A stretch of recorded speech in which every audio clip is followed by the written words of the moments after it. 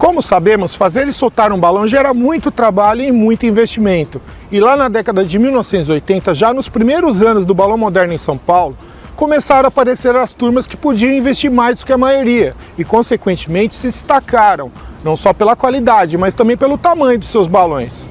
No Papo de Balão de hoje, vamos relembrar a história e os principais balões do Clube Paulistano de Balões, uma das primeiras potências do mundo do balão em São Paulo. Não sai daí!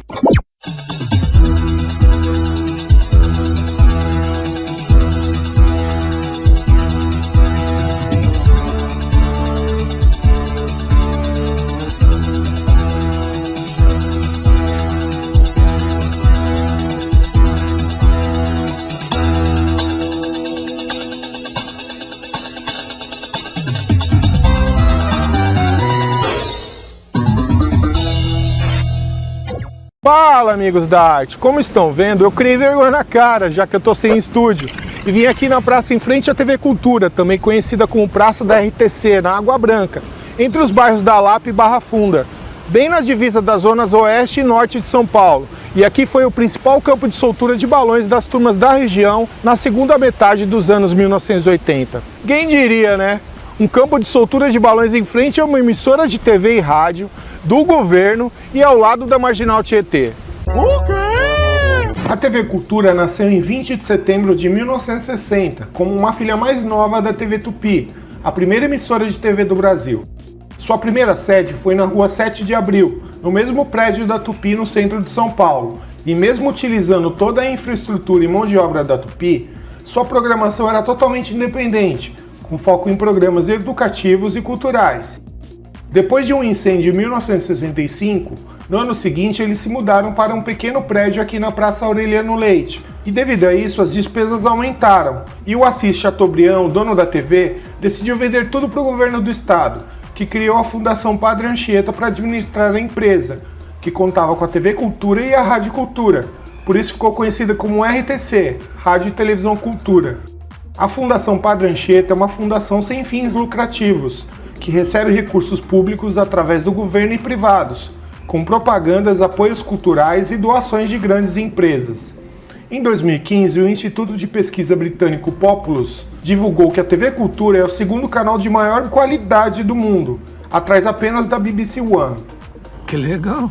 Mas antes de contar o que aconteceu aqui há 35 anos atrás, vamos relembrar como nasceu a turma mais famosa da região, o Paulistano. O Clube Paulistano de Balões, Paulistano Clube de Balões, ou apenas Paulistano como algumas pessoas chamavam, foi fundada pelo Neno e alguns amigos como o Odair, o Mauro, o Terek e o Dema, e tinha sua sede na Madeireira do Neno, aqui pertinho no bairro da Lapa. Como tantas pessoas naquela época, o Neno fazia e corria atrás de balões na região.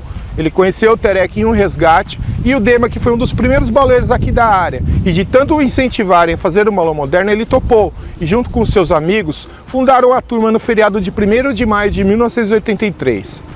Ela tinha esse nome porque na época era bem comum chamar as turmas de Clube de Baloeiros. Inclusive a turma do meu pai, a Maria Preta, tinha seu nome original de Clube de Baloeiros de Interlagos, Equipe Maria Preta, mas ficou conhecida somente como Turma do Maria Preta. Que coisa, não? Imagina se eles tivessem usado esse nome e feito, por exemplo, um letreiro com ele. E foi o que aconteceu em 2013, quando o integrante da nova retomada da turma, o Davi, fez uma montagem de brincadeira no Photoshop, que roda até hoje por aí. E tem gente que acredita que é verdade. Voltando aqui para Lapa, a nova turma era para se chamar Turma do Galo, já que um dos seus integrantes, o Dema, de acordo com o que o Neno me contou, gostava muito de tomar um rabo de galo. O quê? O quê? Já que o assunto é rabo de galo, vocês sabem por que essa tradicional bebida de boteco se chama assim? Olha, o rabo de galo, ele é famoso. O cara chegar a pedir um rabo de galo, é pinga com sinal. Um velho conhecido dos botecos brasileiros, servido desde a década de 50. A base do rabo de galo é a cachaça. Alguns completam com o Cinar, outros com o vermute, também chamado pelas marcas, como Martini e Cinzano. O nome tem uma história curiosa. É a tradução ao pé da letra de cocktail, coquetel em inglês. Cock significa galo e tail significa rabo. Nasce assim o rabo de galo. Vou falar uma coisa pro senhor, com toda a franquia. Ô gente, será que é só eu que bebo? Tenho certeza que essa coisa de cocktail vocês não sabiam, então eu mereço uma curtida, né? Quem garante que você também não toma uma? Que absurdo! Voltando à Turma da Lapa, a ideia de Turma do Galo não foi bem aceita pelo Dema, e ele mesmo sugeriu que a turma se chamasse Clube Paulistano de Balões. Melhor do que nada. Assim como o Milton da Figueira Grande e tantos outros, o Neno era um empresário de sucesso, e dizem que andava até de Ferrari, outros com um Corvette vermelho, enfim. Com dinheiro disponível, fizeram muitos balões de destaque, já que não faltava material para o pessoal fazer o que quisesse. Glória a Deus. O Neno investiu muito e foi um dos primeiros a comprar lotes e lotes de materiais, principalmente o rami, que ele comprava direto na fábrica, e muitas bobinas e resmas de papel, como o Unio Skin e o Hulk, e muita gente fez balão com papéis e materiais comprados ou dados pelo Neno. Outra coisa que vale lembrar são as reuniões do pessoal para fazer os balões, uma verdadeira festa com muitas noites de pizza à vontade, e dizem que ele tinha alguns barris com uma excelente cachaça mineira. Quem bebeu me disse que era muito boa. Os churrascos também eram muito legais. Por diversas vezes, baloeiros do Rio participavam e praticamente todos os principais mestres cariocas, pelo menos uma vez, apareceram por lá, o que ajudou muitas turmas de São Paulo a evoluir com este intercâmbio com os cariocas. O primeiro balão deles foi um 3 folhas, depois um 6 folhas, um 7 folhas e foram crescendo com muito 8 e 9 folhas, sempre fogueteiros ou com painéis. De todos os balões do paulistano, eu lembro do 9 folhas de 1985, aquele do gato olhando para o peixe num aquário, um dos primeiros balões com decoração corrida em São Paulo, que se não falha a memória, ele caiu lá na Avenida Paulista e teve umas 5 solturas. Mas sem dúvidas, 1986 foi o ano do paulistano com muitos balões que são lembrados até hoje. O primeiro foi 8 folhas do selo da Mongólia, um dos primeiros painéis em Ponto Cruz de São Paulo, que foi pego pela turma do Moinho e subiu novamente de dia com esteiras de cortadinhos, uma gaiola com asas deltas e uma bandeira com o mesmo desenho da armação, ilustrando a bandeira da Mongólia, um país entre a China e a Rússia. Teve também o 12412, que reproduzia uma gaiola com araras, papagaios e outros pássaros e levou uma boa carga de fogos em esteiras e um pequeno painel com imensas bolas espelhadas formando o desenho de um tucano. Também em 1986, o Golf Air de 20 metros, que foi o primeiro Golf Air de grande porte solto por aqui. Com o molde criado pelo Ivo Patrocínio, ele tinha uma decoração alusiva à Copa do Mundo do México, e em volta do biscoito tinha alguns rojões de vara. O Neno me disse que deu um certo pânico na hora, já que o balão estava com as buchas acesas, o pavio também, e o balão não saía. Imagina o pessoal que estava dentro do biscoito, que tinha 4 metros de diâmetro, cercado de bombas, rezando e nada do balão subir. Mas deu tudo certo, ele saiu, as bombas foram lançadas e ele ganhou a primeira Boca de Ouro dessa categoria em São Paulo. Por falar em Boca de Ouro, em 1987 o Neno assumiu a organização do campeonato e chamou o Biadi, o nosso querido Bia da Luar de Vila Sônia, para ajudá-lo, e seguiram juntos até 1993. A gente assumiu, eu fui convidado pelo Neno, né? Do paulistano, nós ficamos de 87 até 93. Foi eu e o Neno, e o pessoal que jogava era baloeiro, em geral era baloeiro, né? Baloeiro, os caras que filmavam, Tati, fotógrafos. Eu chamei um grupo que quem vai ver essa fita vai lembrar que deve estar presente. Eu pegava um representante de cada turma, pegava da Saudades, pegava do Custeio, pegava de tudo quanto era equipe que existia de São Paulo naquela época lá. E o pessoal sentava, era que nem escola de samba, tinha já o papel imprimido e os quesitos que a gente ia dando nota. Aí todo mundo dava sua nota, todo mundo fazia apuração a olho, porque não era depositado, era ali só somado, só não sabia quem tinha dado, porque os papéis se misturavam, para não dar nome aos bois, pô, aquele cara deu nota abaixo na minha, não deu? E nessa daí fazia a apuração da contagem dos pontos de cada quesito e quem ganhava, ganhava. Alguns homens só querem ver o circo pegar fogo. Uma curiosidade em relação à Boca de Ouro foi que sempre que novas categorias eram criadas, o paulistano ganhou. Foi assim com o Peão Carrapeta em 1985, que teve uma das primeiras polêmicas do campeonato mais disputado do mundo baloeiro já no primeiro ano desta categoria em São Paulo. Quando o peão feito em homenagem ao Jardel e à turma do Cometa, na qual o Neno e o Manel eram muito amigos, ganhou do peão de 28 metros da emenda, um resultado que muita gente acha injusto até hoje. É verdade. O Golf Air, como eu disse, em 1986 e em 1987 o Batata com bandeira. Este foi um 98, outros dizem que era um 87, enfim, um dos primeiros balões diurnos riscados soltos por aqui, e tinha um tema chamado Até Quando, que muita gente, inclusive eu, nunca entendeu nada até hoje. Eu também.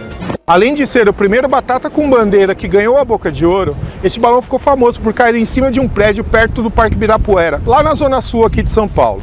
Foi um auê daqueles, típico de resgate dos anos 80, com uma multidão atrás, e se não tivesse caído em cima do prédio, com certeza comeriam um balão. Obviamente, a polícia e os bombeiros foram chamados, e depois de retirado de lá de cima do prédio, o balão, a antena, o que sobrou da bandeira, as esteiras e se bobear até os restos de bucha, foram levados dentro do camburão dos famosos Chevrolet Veraneio da Polícia Militar para a delegacia. Mas isso não é novidade, né? Voltando para 1986, com tanta grana e materiais disponíveis para gastar com balões, não demorou para encararem o gigante. Com menos de 3 anos de turma, ao contrário do balão da moda que era o peão carrapeta, eles optaram em fazer um mexerica, confeccionando um enorme 23-21 e fogueteiro noturno. Porra! Tudo isso? O balão feito em faixas de Hulk vermelho e Union Skin branco com filetes em seda preta na união das folhas, foi cortado pelo Neno e o Manel da Cometa e foi feito rapidinho, em menos de 2 meses. A tentativa de soltura foi na noite de uma sexta-feira, 1º de agosto de 1986, em um campo ao lado da Voith, uma multinacional alemã que fabrica diversos componentes elétricos e até turbinas para usinas hidrelétricas, que existe até hoje e fica na divisa dos bairros de Jaraguá e Pirituba, na zona noroeste da capital. Eu me lembro bem dessa noite, depois de pegarmos um enorme trânsito para cruzar a cidade. Já que meu pai sabia que o balão iria subir cedo, quando a gente chegou tinha gente pra caramba. E chegamos até ver o balão cheio, mas quando eu fui descer do carro, tinha um bueiro sem tampa. Eu caí lá dentro e em vez de ver o balão, eu fui parar no pronto-socorro de Pirituba. Não quebrei nada, mas me estourei todinho. A vontade de rir é grande, mas a de chorar é maior. Depois ficamos sabendo que um pouco antes de colocarem as buchas começou a brisar, apareceram rasgos em diversas partes. Eles abaixaram, dobraram e decidiram destruir o balão ali mesmo, botando fogo com um maçarico para preservar a segurança de todos, de acordo com o que o Neno me contou, já que o balão era fogueteiro. Já era. Depois de 1987, eles soltaram 12 folhas com a carga deste balão e um outro 8 folhas com o inesquecível painel do esquiador, que também foi pego pela Moinho e subiu novamente de uma revoada em Cajamar em 1989, desta vez com fogos e uma bandeira também resgatada de um peão de 16 metros da Turma da Comédia de São Mateus. Em 1988, eles soltaram o seu segundo peão de 35 metros, desta vez todo listrado e com uma bandeira, lá na festa de 10 anos da Turma do Cometa no Rio de Janeiro. Mais uma homenagem do Neno à turma carioca que ele conheceu em 1985, quando foi ao Rio de Janeiro, na casa do Jardel, aprender como fazer bombas de quedas, que os cariocas chamam de socas. E aqui, na manhã de 27 de março de 1988, o 10-9 todo riscado com um tema inspirado nas lendas brasileiras como a Vitória Régia, a Cobra Grande, também chamada de Honorato e Boiúna, o Irapuru e o Negrinho do Pastoreio na bandeira. Além do balão do paulistano, subiram 8 folhas fogueteiro da Alvorada, que era resgatado da Turma da Madrugada, uns 5 folhas com bandeira da Coringas do Ar, uma turma lá do sul da Zona Sul, e o 98 da Luar de Vila Sônia, que tinha uma decoração inspirada na Capela Sistina, a casa do Papa lá no Vaticano. Esta revoada ficou conhecida por ter fotos e pôsteres nos primeiros álbuns de figurinhas com as fotos identificadas, lançadas naquele mesmo ano, pelas editoras Fábula e Lazer, e curiosamente, pela primeira e única vez na história, a mesma foto da revoada aqui no RTC, que mostrava 9 folhas da Luar de Vila Sônia, o balão do paulistano e os 5 folhas da Coringas do Ar, foi publicada na capa dos 2 álbuns. Ah, tá. Bom saber. Outra curiosidade foi que os 2 principais balões soltos eram dos organizadores da Boca de Ouro na época, e quem vai contar como foi são eles mesmos. Vamos ver o vídeo. O mais engraçado foi em 88, que concorreu justamente quem fez o troféu, eu e o Neno. E nós perdemos pro balão a Turma do Ar. E eles ganharam e ficou aquela gozação, né? Porque eles ganharam e nós não. Eu tive que engolir. Vou fazer o quê? Que maldade você fez comigo. Além de irem juntos no mesmo caminhão pro campo, eles também pegaram um ventão, que nem tá agora aqui na gravação. E eles caíram um do lado do outro, lá na região de Interlagos. O primeiro que desceu foi o balão do paulistano. Ele caiu ao lado da Avenida Interlagos, bem ali no comecinho dela, onde o pessoal conhecia como Café Solúvel, uma fábrica que tinha e hoje é um enorme condomínio, como vocês estão vendo aí nas imagens. Tinha muita gente, com um puxa-puxa, o cabresto de boca arrebentou, o balão subiu novamente e foi embora sem nada embaixo. Pouco depois, o da Luar caiu algumas quadras abaixo e queimou na mão dos baloeiros quando ele deitou sobre uma casa e os borrões das buchas incendiaram o papel. Pelo que sei, o 5 folhas da Coringas caiu dentro do zoológico na região do Jabaquara, e o 8 folhas da Alvorada caiu no Brooklyn, perto da Avenida Santo Amaro, e também estourou o cabresto. As cangalhas desceram e o balão também foi embora. Se você sabe o que aconteceu com o balão da Alvorada e o do Paulistano depois que subiram novamente sem nada embaixo, conta aqui pra gente nos comentários. 1988 foi o último ano de destaque do Paulistano. Nessa época, o Neno mudou a empresa de lugar, eles perderam o grande espaço que tinham para fazer os balões e muita gente desanimou, principalmente ele. Nós nunca saberemos. Nos anos seguintes, soltaram alguns balões, mas nada de expressão, até 1994, ano que oficialmente a turma acabou. E o Neno, que faleceu em junho de 2018, se afastou totalmente dos balões. Até a Boca de Ouro ele abandonou, o fato é que não tivemos Boca de Ouro em São Paulo em 1995 e 1996, e o motivo real mesmo ninguém sabe. Muita gente acha que foi o casamento, que a sua esposa não gostava de balões. Enfim, ele raramente era visto em solturas, resgates e festas de baloeiros. Até chegou a dar entrevistas ao jornal Gazeta do Balão e para o site Planeta Balão, mas nunca expôs publicamente o que o fez se afastar de um mundo na qual ele era protagonista, respeitado, admirado e muito ativo. O último balão do Paulistano foi solto em 2 de agosto de 1997 e foi mais um 10-9 que levou uma bandeira ilustrando o símbolo Yin e Yang, que representa o equilíbrio do bem e do mal na filosofia chinesa, e também o logotipo da marca Town & Country, uma marca de moda surf muito famosa na época. Ele foi lá pro fundão da Zona Leste e eu não sei que fim levou, se alguém sabe, conta aqui pra gente nos comentários. É isso, meus amigos, se você gostou, mesmo com esse vendaval, já deixa o seu gostei, o seu joinha aqui no vídeo, e se caiu aqui igual um balão apagado e não conhecia, se inscreva no canal e ative as notificações. É de graça, você me ajuda bastante e sempre que eu publicar um vídeo novo você vai ser avisado e poderá conferir todos os dias às 8h30 da noite mais uma boa história sobre o nosso querido mundo do balão. Um abraço bem sentado e um beijo a todos. Tchau!